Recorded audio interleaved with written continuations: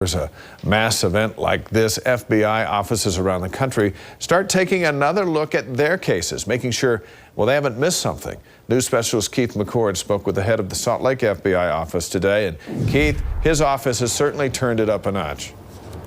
Yeah, they have, Dave, and although we have to point out that most FBI cases and investigations are kept secret, though. But I'll tell you where I'm at. I'm at the location, the site of next week's Utah Arts Festival. Starts a week from today, be thousands of people here.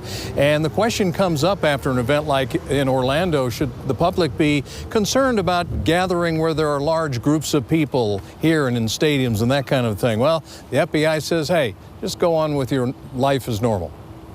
We have no credible information of any pending attacks here or elsewhere. Eric Barnhart is the special agent in charge of the Salt Lake City FBI office. This division covers Utah, Idaho, and Montana. Since the Orlando shootings, Barnhart says agents have seen an increase in tips from the public. Agents are investigating those tips, and all 56 FBI offices in the country are taking another look at cases that they've dealt with previously. But anytime you have a horrific event like this, the natural response is we will look at everything that we have, go everything again, make additional connections. The Orlando shootings and others that have taken place in crowded areas once again brings up the public's concern about whether these places are safe.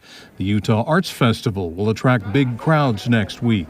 The Bees draw good-sized crowds during every game. Soccer stadiums and concert venues, too, all could be vulnerable. We try and say to people all the time, if you see something, say something. Let us be the judge of whether something is out of place or not. Bottom line, he says, we should all go on with our normal routines, but pay attention. We have thousands upon thousands of men and women. The sole goal is to keep Americans safe. Be vigilant. Be observant to your surroundings. It is a world we live in, but we do not want to give groups like ISIL that win. Yeah, and you can't emphasize it enough. We say it all the time. See something, say something.